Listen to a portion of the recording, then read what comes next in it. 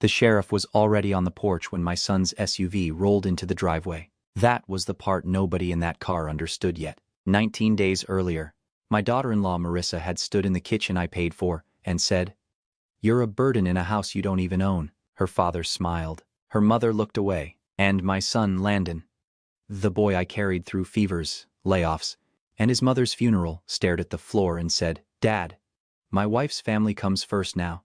Maybe it's time you found somewhere else." I didn't shout. I didn't explain. I just picked up the canvas work bag I had packed 4 days before and said, "All right." They thought they had thrown out a useless old man. What they didn't know was that the house had never been theirs. My name is Calvin Mercer. I am 68 years old, and for 39 of those years, I built houses around Boise, Idaho. With a tool belt cutting into my hips and sawdust packed under my fingernails, I was a framing carpenter, which means I did the part people almost never admire. Nobody walks into a finished home and says, "Beautiful joists." They notice the granite counters, the paint color, the fancy lights over the island. They do not think about the studs behind the drywall, the beam above the hallway, or the subfloor under their polished shoes. But if one of those hidden pieces is wrong, the prettiest room in the world starts sagging. That is what I want you to remember. A house does not stand because of what guests compliment. It stands because of what carries weight in silence. I knew load-bearing beams the way some men know baseball scores. I could tap a wall with 2 knuckles and tell you where the strength was hiding. I could look at a roofline and know which post was taking more than its share. For years, I thought that was honorable. Be the beam. Carry the load. Don't complain. But a man can spend so long holding up a house that everyone inside forgets he is there at all, until the day he finally lets go. My wife's name was Ruth Mercer, and she was the kind of woman who could make a rented motel room feel like Thanksgiving if she had a coffee pot and 1 clean towel. We were married 38 years. She died 7 years ago. But the losing started before that. Vascular dementia took her in pieces. First it was car keys, then recipes, then the name of the street where we raised our boy. By the end, she would look at me across the breakfast table with those tired blue eyes and ask if her husband was coming home soon. I learned not to break in front of her. I kept photo albums beside her recliner. Our wedding. Landon in a Little League uniform. Ruth holding a peach pie on the porch in July. Sometimes I would point and say, "That's you, honey." And for 3 or 4 seconds, she would come back, just enough for my heart to stand up. So when I tell you later that someone took Ruth's photographs off the walls and boxed them like old junk, understand this first. Those pictures were not decorations. They were the last doorway I had left. The house started as a favor. That is how most dangerous things in a family begin. Not with greed, not with yelling, with somebody you love sitting at your kitchen table, ashamed to ask for help, and you loving them too much to let the silence last. Landon and Marissa wanted that place in Meridian when they were still young enough to believe a house could fix everything. He was 30, trying to move up at an HVAC supply company. She was working reception at a dental office and taking online classes she never quite finished. They had credit card debt, a car note, student loans, and a lender who smiled like a man closing a door politely. Landon came to me one Thursday evening. He kept rubbing the handle of his coffee mug with his thumb. "Dad, we're short," he said. I didn't make him beg. That was my mistake. Or maybe my love wearing the wrong shirt. I put down $48,000 for the down payment. I covered another $9,600 in closing costs. And when the loan officer explained that the cleanest way, given their debt and income, was to put the mortgage and title in my name until they got steady, everybody at that table nodded like it was temporary. Marissa even reached across the table and squeezed my hand. "Just until we get on our feet, Cal," she said. And I believed her. I had no reason not to. The payment came out of my retirement account on the 4th of every month. Mortgage, property taxes, homeowner's insurance. Later, a new roof. Later, a busted main drain line. I paid it, fixed it, filed the paperwork, and went back to dinner like nothing happened. 14 years passed that way. 169 payments. I never brought it up. Not once. That was how my help became invisible. The first year, they thanked me. By the 5th, they forgot. By the 14th, they thought the beam holding up the house was just an old piece of wood in the way. About a year after Ruth died, I moved into the Meridian house because my old place had become too loud after sunset. Every corner had her in it. Her robe behind the bathroom door, her coffee mug beside the sink, her absence sitting at the table like another person. And for the first 3 years, I need you to know this, it was good. Landon grilled on Sundays, Marissa made lemonade too sweet and laughed when I teased her about it. I fixed shelves, tightened hinges, patched drywall, and built a cedar mantel around the living room fireplace. I carved one small line under the left edge, where nobody could see it. Carpenters do that sometimes, a private mark, a little proof that your hands were there. At Christmas, stockings hung from that mantel. Ruth's picture sat beside the candles. Back then, I still believed I had found a place to grow old without disappearing. Glenn and Patricia Voss did not move into that house all at once. That would have been easier to fight. There was no moving truck, no family meeting, no cardboard boxes stacked in the hall. It happened the way water finds a crack. First, Glenn started coming over on Saturdays to help Landon with the yard, though mostly he stood on the deck with a beer and told me the mower blades were set too low. Then Patricia left a sweater on a kitchen chair. Then vitamins appeared in the guest bathroom. Then a stack of her magazines lived beside Ruth's old reading lamp. One drawer became 2. One weekend became 4 days. One opinion became house policy. Glenn had never owned a home in his life, which I did not understand until much later. Back then, I only saw the arrogance. He walked people through that place like a real estate agent. "This is our open kitchen," he'd say. "Our backyard gets great evening light. We're thinking about redoing the floors." That word started showing up everywhere. Patricia was colder. She didn't insult me. She simply behaved like I was a lamp somebody forgot to unplug. If I spoke during dinner, she reached for the salt. If I asked about plans, she answered Marissa. If I mentioned Ruth, her face tightened like I had brought mud onto clean carpet. Marissa changed too, but quietly. New curtains, new dishes, new framed prints from some home store where every wall says "Gather or Blessed." My work boots got moved from the mudroom to the garage because they ruined the look. My recliner shifted from the living room to the corner near the hallway. "Just opens the space," she said. Landon smiled like that solved it. I told myself this was what families did. They adjusted. They made room. But the truth was uglier. They were not making room. They were taking it. And they were doing it slowly enough that, if I complained, I'd look like the problem. The photographs disappeared on a Wednesday. That is the part that still bothers me. Not a holiday, not a remodel, not some big family decision where everyone stood around with paint samples and opinions. Just a Wednesday. I came home from helping an old customer repair a sagging porch rail on the bench. And the house felt wrong before I understood why. The TV was on low. Patricia was humming in the kitchen. Somewhere upstairs, a vacuum cleaner bumped against a wall. Then I looked at the mantel. Ruth was gone. The picture of us at Lucky Peak in 1982, gone. The wedding photo with my crooked tie, gone. Landon at 9 years old holding a birdhouse we built together. Ruth standing behind him with both hands on his shoulders, gone. I walked room to room like a man looking for smoke. The hallway table had a white ceramic bowl where Ruth's framed recipe card used to sit. The stair landing had one of Marissa's black and white prints that said, "Home is where love grows." The dining room wall, where Ruth had hung our family portrait herself, was blank except for 2 nail holes.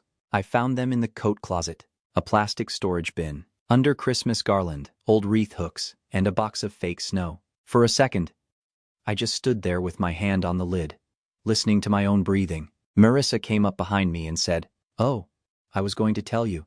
I'm just trying to make the main floor feel cleaner." Cleaner. That word went through me like a nail. I opened the bin. Ruth's face looked up at me through dusty glass, stacked sideways beneath things people use once a year and forget. My wife, who had spent her last years losing her own memories, had been filed away like seasonal clutter. I didn't yell. I couldn't. I carried the bin out to my truck, shut the door, and sat there until the windows fogged. I cried harder than I had at her funeral. Because at the funeral, Ruth was gone because death took her. This was different. This was a choice. Somebody had looked at the last proof that she belonged in that house and decided it ruined the look. That night, I understood something I wish I had understood sooner. You do not erase a man all at once. You start with the person he loved most. After the photographs, I started noticing the smaller removals. The neighbor across the street, Mrs. Keller, stopped calling me Calvin. One morning she waved from her flower beds and said, "Landon's dad, your sprinkler's running." Landon's dad, not cruel. Worse, casual. Inside the house, Marissa talked around me like I was furniture. I heard her on the back patio one night, laughing into her phone. "We just need more privacy in our own home," she said. Then a pause. "Yeah, it's complicated." I was 12 feet away, holding a trash bag. That night, I sat at the kitchen table after everyone went upstairs and opened my bank app. Mortgage, property tax, homeowner's insurance, all drafted on the 4th, clean and silent. My thumb hovered over the automatic payment settings. I almost stopped it right there. Then I heard Landon cough upstairs, the same cough he had as a boy, and I closed the phone. I told myself he would notice. Men can lie to themselves quietly, too. My son did not betray me in one dramatic moment. That would have been easier. Landon betrayed me in pauses, in the way he studied his plate whenever Glenn joked that I was retired furniture, in the way he let Marissa move my chair, my tools, my memories, then told me later. She didn't mean it like that. He never raised his voice. He never slammed a door. He just kept choosing silence and calling it peace. A man can survive an enemy. What breaks him is watching his own son stand 3 feet away, hands in pockets, pretending not to hear the knife go in deep. It finally broke over the garage. Not the mortgage. Not Ruth's photographs. Not Glenn walking through rooms he had never paid for, calling them ours. A garage. The third bay was mine. That was where I kept 39 years of tools, my framing hammer, 2 circular saws, levels, squares, old nail aprons, a miter saw Landon bought me before Ruth forgot Christmas, coffee cans full of screws sorted by size. I was sharpening a chisel at the workbench one cold Saturday when Marissa came in holding her phone like she was filming the after photo. "We need to talk about this space." Glenn stood behind her with my coffee mug. Patricia stayed near the door, quiet as a judge. Marissa pointed around the garage. "Mom and Dad need somewhere private when they stay, or maybe I'll make it a fitness studio. Either way, all this has to go." I set the chisel down. "I still use this bay." Glenn laughed. "Cal, come on. You're not building subdivisions anymore." "No," I said, "but I'm still a carpenter." Marissa smiled without warmth. "That's not the point." "It is to me." She folded her arms. "We need the room more than you need a museum for rusty tools." Something in my chest tightened. Snapping is loud. Tightening is what happens to a man who has spent years swallowing splinters. I wiped my hands on a rag and said, "Marissa, I paid for this garage. I paid for the house attached to it, too." For 2 seconds, nobody breathed. Then, her face changed. "You love saying things like that, don't you?" she said. "Like we should all bow down because you wrote a few checks years ago." Landon walked in from the kitchen, phone in his hand. I looked at him. Marissa turned first. "Tell your father he can't keep holding this family hostage with guilt." "I'm not doing that," I said. Glenn leaned against the frame. "Looks like it from here." And then Marissa said it. "You've been living off us for years, Cal. You're a burden in a house you don't even pay for." The words landed so wrong my mind refused them. I almost laughed. Not because it was funny. Because my retirement account had been bleeding quietly on the 4th of every month for 14 years, and she had just called me the wound. I turned to Landon. This is the moment I replay most. Not Marissa's face, not Glenn's smirk. "My son," I thought he would say. "That's enough." I thought the boy I carried asleep from the truck. The boy whose lunch debts I paid. The man who buried his mother beside me. Would find one sentence. He didn't. He looked at the concrete floor. Then he said, "Dad, Marissa and her parents come first now. That's my family. If you can't respect that, maybe you should find somewhere else." The garage went still. I could have told them then. I could have walked inside, pulled the deed from the file drawer, laid out every payment, every tax receipt, every insurance policy. I could have said, "This is my house." But then they would make it about money. And it was not about money. It was about standing in a garage full of everything my hands had earned and realizing my son had just asked me to leave the life I had been holding up. So I nodded. All right. I went upstairs, took the canvas work bag from the back of my closet. 4 days earlier, I had packed jeans, shirts, medications, Ruth's wedding photo, and the title documents I had pretended I was only organizing. Nobody followed me. At the front door, Landon said, "Dad, don't be dramatic." I turned back once. "I'm not," I said. "I'm finally listening." Then I walked out and the house behind me stayed standing. For now, I drove until the lights of Meridian blurred into one long yellow smear. Then I pulled into a gas station off Eagle Road, parked beside the air pump, and called the only lawyer whose number I still had saved. Denise Harrow had handled Ruth's estate and my will. She was sharp, silver-haired, and had a way of letting silence do more work than questions. "Calvin," she said, "are you safe?" That nearly broke me. "I'm in my truck," I said. "I need to know what I can do with the house." She got me in Monday morning. Her office smelled like coffee, old paper, and rain off wool coats. By the time I sat down, she already had the file open. Warranty deed, my name only. Mortgage originated by me in 2012, automatic drafts from my retirement account, property tax receipts, homeowner's insurance, the roof invoice from 2020, the main drain repair from 2022. She lined the documents across her desk like boards before a cut. "Cal," she said, tapping the deed. "Legally, this has always been your property. Your son and his wife live there because you allowed it." I stared at my own name on the paper. It looked strange, like seeing yourself in a photograph somebody hid from you. Denise leaned back. "What do you want to accomplish?" I looked at my hands. Knuckles swollen. Saw scars, dry skin cracked around the nails. "I don't want revenge," I said. "I just can't keep paying for a roof where I'm treated like a trespasser." She nodded once. Then she gave me 4 options. Keep paying and accept things as they were. Serve notice and make them leave, and put them under a real lease at a real rent. Or sell. I thought of Ruth in that plastic bin. I thought of Landon looking at the floor. Then I said, "Sell it." 3 days after I left, Landon called like nothing had happened. His voice was bright, almost casual. "Hey, Dad." Marissa's parents surprised us with a week at Lake Tahoe. "We're leaving tomorrow." He did not ask where I was sleeping. He did not ask if I had eaten. He did not say one word about the garage. I sat on the edge of a motel bed near the interstate, watching rain slide down the window, and some foolish part of me still thought the distance might make him think. It didn't. The next morning, the photos started showing up online. Marissa in sunglasses by the lake, Glenn holding a drink on a deck, Patricia wrapped in a white blanket, Landon smiling beside all of them like the world had finally gotten simple.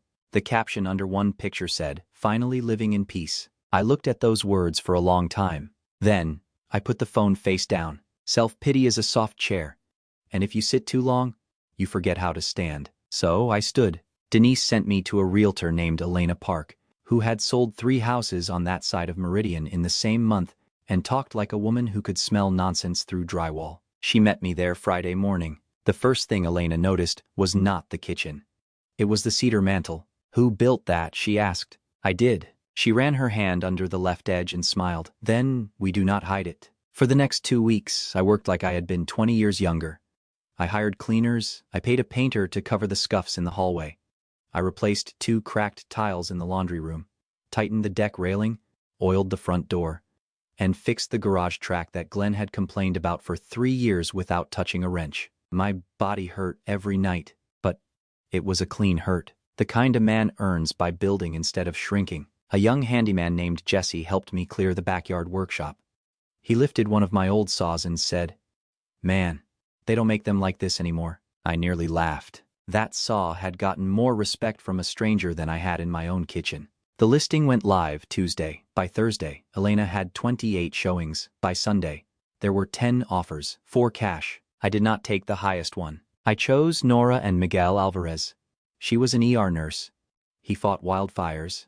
They had a 5-year-old boy and a letter that said they wanted to keep the workshop because Miguel wanted to teach his son how to build things. I read that line twice. Then I whispered, "Ruth would like them." And I signed. Closing happened on the Thursday morning, in a conference room so quiet I could hear the pen scratch across the paper. Before I signed, I made one more decision. I would not punish them by destroying what belonged to them. Denise arranged a licensed moving company. 4 men, 2 days, every room photographed before a single box was taped. Landon and Marissa's clothes, Glenn's golf clubs, Patricia's dishes, the baby pictures, the tax folders, the cheap vacation magnets on the fridge. Everything was packed, inventoried, labeled by room, and moved into a climate-controlled storage unit in Meridian. I paid for 90 days. The code went to Landon and Marissa by text at 2:10 Friday afternoon. No games. No trash bags on the curb. No broken plates. I even wrapped Patricia's glass angels myself because Ruth had collected fragile things, too. And I knew what it meant to lose one. People may call what I did cruel. Maybe some of it was. But I did not dismantle their lives. I stopped financing the lie that they owned mine. That was the only difference. The first call came at 2:14 Friday afternoon. I was sitting on a bench behind the motel, watching sprinklers tick across a strip of tired grass, when my phone lit up. Dad, why is there a moving truck in our driveway? Then, Marissa. Then, Landon again. Then, Glenn. I let it ring. Later, Elena told me what happened. The Tahoe SUV pulled in with bugs on the windshield and suitcases packed to the roof.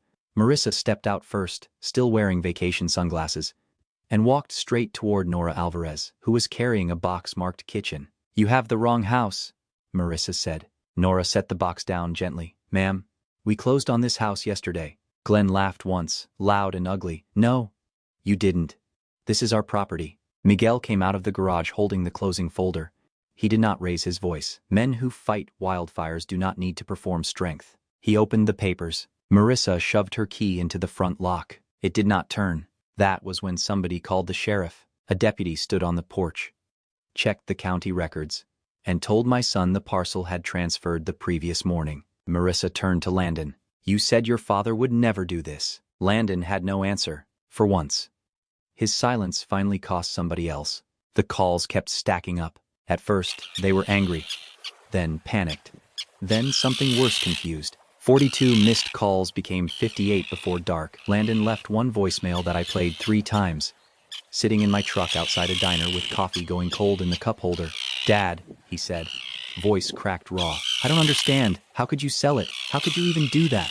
And that was when it hit me. He truly did not know. Not the deed, not the mortgage, not the taxes, not the insurance, not the drain line I paid $12,800 to fix while he was at work and came home to working sinks. He had mistaken automatic for free, and I had helped him do it, year after year, in silence. I called Landon back after 9. He answered before the first ring finished. "Dad." His voice was small, stripped down to something I recognized from when he was 10 and scared of thunder. I said, "Landon, I didn't take your house. I sold mine." Nothing, just breathing. Then, he whispered, "What? The deed has been in my name since 2012. The mortgage was mine.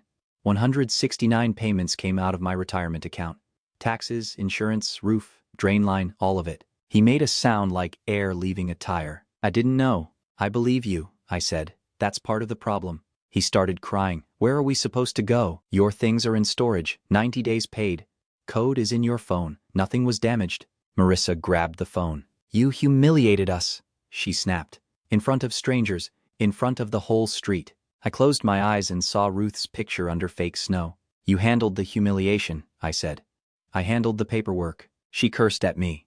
Then she said, "A father doesn't do this to his son." I looked at the motel wall, at the light above the bed. "I owe my son love," I said. "I don't owe 4 grown adults a mortgage." Then I hung up. For the first time in years, silence did not feel like punishment. The quiet came first, not peace. Quiet. For the first month after I sold the Meridian house, silence scared me. I had lived so long inside other people's needs that an empty room felt like a room. In that family, quiet meant somebody was angry, somebody needed fixing, somebody expected me to guess what I had done wrong. But this quiet did not demand anything. I bought a small 2-bedroom place in McCall, Idaho, 4 blocks from Pilot Lake. White siding, green shutters, a porch wide enough for one old man and 1 cup of coffee. I paid cash, no mortgage, no lien, no name on the papers but mine. The first evening, my neighbor, Evelyn Pike, brought over banana bread wrapped in foil. "You look like a man who forgot dinner," she said. I had. By the end of the week, I knew 3 neighbors, 1 retired mailman, and a widower named Hank who needed his porch steps rebuilt. I fixed them Saturday morning with a cordless drill. A bad knee, and a satisfaction I had not felt in years. Soon I started volunteering with a local group that repaired ramps, handrails, and leaky porches for older folks and veterans. One afternoon, after I replaced a rotted threshold for a 90-year-old Marine, he shook my hand with both of his. "Thank you, son," he said. Son. That word nearly took my legs out. For the first time in a long time, I was not furniture in somebody else's house. I was useful again. Through Denise. Then, from Landon himself, I heard what real life sounded like when nobody else was paying the quiet bill. They found a 2-bedroom rental in Boise, above a nail salon that smelled like acetone and fried tacos next door. The rent alone made Landon go quiet. Then came power, water, trash, insurance, internet, groceries, gas, storage fees after my 90 days ran out. Their life cost $1,250 more a month than they had ever understood. Glenn and Patricia lasted 6 weeks before moving back to a small apartment in Nampa. No guest suite, no fitness studio, no backyard deck where Glenn could point at things and say, "We." Marissa went back to full-time work at the dental office. Landon picked up Saturday shifts loading HVAC units at a warehouse outside town. His hands, soft from years behind a desk, started cracking at the knuckles. In December, he called me from his truck. "Dad," he said, exhausted. I had no idea what keeping a house alive actually costs. I looked out at the dark lake. "I know," I said. Then he whispered, "I love you." He had not said that since Ruth's funeral. In January, Denise mailed me a cardboard box from the old closing file. I opened it on my kitchen floor in McCall, with snow tapping the porch rail and coffee going cold beside my knee. At the bottom was a manila envelope I had not seen in years. Ruth's handwriting was on the front. For Landon's first real home. Inside were canceled checks, the first amortization schedule, a copy of the down payment receipt, and a photo of Landon at 9 years old holding a crooked birdhouse we had built together. Ruth had written one sentence on the back: "Let's give him something solid to stand on." I sat there a long time. That was what I thought I had done, built him something solid. But a foundation is not supposed to keep carrying a grown man forever. It is supposed to let him stand. I had confused helping with holding. I had become the beam under his life. And every year he leaned harder because I never told him there was weight. That envelope hurt worse than the sale papers because it proved Ruth and I started with love. And I was the one who let love turn invisible. Landon came to McCall in March. He texted first, "Can I come see you?" I stared at those 6 words longer than I should have. Then I typed back, "Anytime." He arrived on a Saturday morning in a dented pickup I did not recognize, wearing work boots with real damage on them. He looked older, not ruined. Older, the kind of older a man gets when bills stop being numbers on paper and start waking him up at 300 in the morning. We sat on my porch without talking for a while. Payette Lake was gray under the clouds. Somewhere down the street, somebody was running a saw, and the sound settled into my bones like an old song. "Finally," Landon said, "I let it happen." I looked at him, but I didn't help him out of it. He needed to say it. He rubbed both hands over his face. For years, I told myself I was keeping peace. If Marissa moved your chair, I stayed quiet. If Glenn talked down to you, I stayed quiet. If Mom's pictures disappeared, I told myself it was between you and Marissa. His voice cracked, but not choosing a side was choosing one. I left you standing there alone every time. I swallowed hard. He pulled a folded packet from his jacket. Copies from Denise, mortgage statements, tax receipts, insurance drafts, repair invoices. I went through every page, he said. Every payment, every year. "Dad, I never even asked whose account it came from." "No," I said. "You didn't. I used you." I shook my head. "Don't make it cleaner than it was. You didn't use me like a villain. You just never looked. And I made sure you never had to." He stared at the lake. "Why didn't you ever tell me no?" "Because I loved you too much," I thought. But that was not the honest answer anymore. "So," I said, "because somewhere along the way, I confused helping you with protecting you. Helping makes a man stronger. Protecting keeps him a boy." Landon cried quietly then. And for once, I let my son feel the weight. Marissa came 3 weeks after Landon. He asked before he brought her, which mattered more than he knew. "She wants to come," he said, not because I told her to. So, on a cold Saturday's morning, a sedan pulled up in front of my house in McCall, and Marissa stepped out holding a cardboard box. She looked smaller without that perfect house armor on her. No sunglasses, no sharp smile, just a tired woman in a tan coat, standing on my walk like she was afraid the boards might reject her. I opened the door. She held out the box. "I brought Ruth back," she said. That sentence hit me before I was ready. Inside were the photographs. Our wedding. Ruth at Lucky Peak with wind in her hair, Landon holding the crooked birdhouse. The family portrait from the studio where Ruth made us all wear navy blue. 2 frames had new glass. She did not mention it, but later I found the receipt folded under the tissue paper. For a while, neither of us said anything. Then Marissa looked at the porch floor and said, "I was wrong." I waited. My dad never owned a house, she said. Not one. We moved 9 times before I graduated. Apartments, plexes, one trailer outside Twin Falls where the pipes froze every winter. I learned how to pack a bedroom in 40 minutes. Her voice tightened. So, when Landon and I moved into that house, I thought I was done being temporary. But the papers had your name. The mantel had Ruth's picture. The neighbors called it Calvin's place. Your tools were in the garage, you were down the hall. And I hated myself for feeling like a guest. She wiped her face with her sleeve. I told myself I was decorating, updating, making it ours. But I was taking you out of it one piece at a time. And Ruth was the easiest to take, because she couldn't tell me to stop. The porch got so quiet I could hear a dog 2 streets over. I wanted to say something cruel. I had earned that much. Instead, I looked at those photos in the box and saw Ruth's eyes under old glass. You hurt me, I said. Not my pride, me. I know. No. I said, you know now. She nodded. I don't expect you to trust me. She whispered. That's good, I said, because I don't. Her face fell. But she didn't argue. I forgive you, I said. That part is between me and my heart. Trust is between us.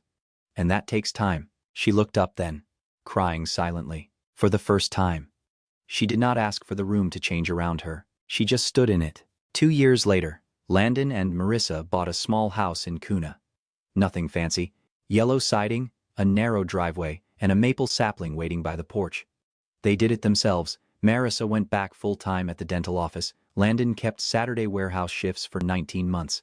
Enough for his hands to look like a working man's again. Their down payment came from an account with only their 2 names on it. They invited me over the first weekend. Not to fix something. Not to pay for anything. Just to plant that maple. I knelt in the dirt with my son on one side and Marissa on the other. Nobody rushed me. Nobody moved my tools. Glenn stood back, quieter than before, holding the hose. When we finished, Landon said, "Looks solid, Dad." And this time, he meant the tree. Here is the part people get wrong when they hear this story. They think it was about money. It wasn't. I made 169 mortgage payments, and not one of them kept me awake at night. I paid taxes, insurance, repairs, roofers, plumbers, and every 4th of the month that money left my account so quietly, it barely made a sound. If Landon had come to me like a man and said, "Dad, I need help," I probably would have helped him again. That is the dangerous truth. The money was never the wound. The wound was walking into a room and realizing there was less of you in it than yesterday. Your chair gets moved first, not thrown out, just moved. Your boots disappear from the mudroom because they look messy. Your stories get shortened at dinner. Your dead wife's name makes people uncomfortable. Her photograph come off the wall one Wednesday, and everyone acts like the house just got brighter. That is how removal works. It does not kick the door down. It tidies. People will steal from you loudly, but they erase you politely. They call it decorating. They call it privacy. They call it starting fresh. And if you complain, suddenly you are bitter, dramatic, old-fashioned, hard to live with. I spent years believing love meant carrying weight without making noise. That is how I was raised. A man pays the bill, fixes the leak, tightens the hinge, shovels the driveway, and does not stand in the kitchen asking to be thanked. But here is what I learned too late. A silent sacrifice does not always become love in someone else's heart. Sometimes it becomes furniture. Sometimes it becomes an expectation. Sometimes it becomes invisible. If you are carrying a cost for somebody right now, say it out loud. Not as a weapon. Not in anger. Pick a calm day and say, "This is what I'm doing. I'm glad to help, but I need it to be seen." Because what stays unnamed becomes assumed. And what becomes assumed eventually disappears. I did not sell that house because I wanted my son homeless. I sold it because I had already been removed from it.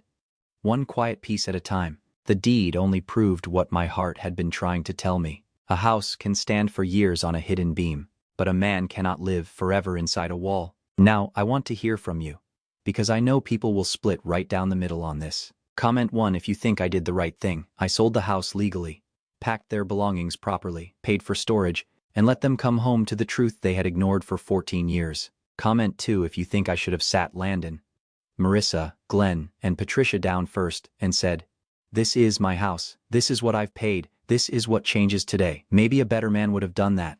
Maybe I was too tired to give them one more chance to explain away my pain. Comment 3 if you think I went too far. If you believe a father should never sell the roof over his son's head, even after that. Son stood silent while his wife called him a burden. I still think about number 3 sometimes. And if someone has ever quietly removed you from a room, I want to hear that too. Maybe they took down a photograph, moved your chair, stopped saying a name, turned your place at the table into extra space. Tell me what happened. And tell me if you spoke up, because I didn't. Not soon enough. Tell me where you're watching from, and what time it is where you are. It is evening here in McCall, and the lake is dark enough to look like glass. If this story reached something in you, subscribe. I'm just an old carpenter with a bad knee and a microphone, but I've got another story coming, and I promise, this one still hurts too. This is a fictional story inspired by real emotional experiences, fully rewritten and reimagined in Idaho to create original content. Any resemblance to real people or events is coincidental.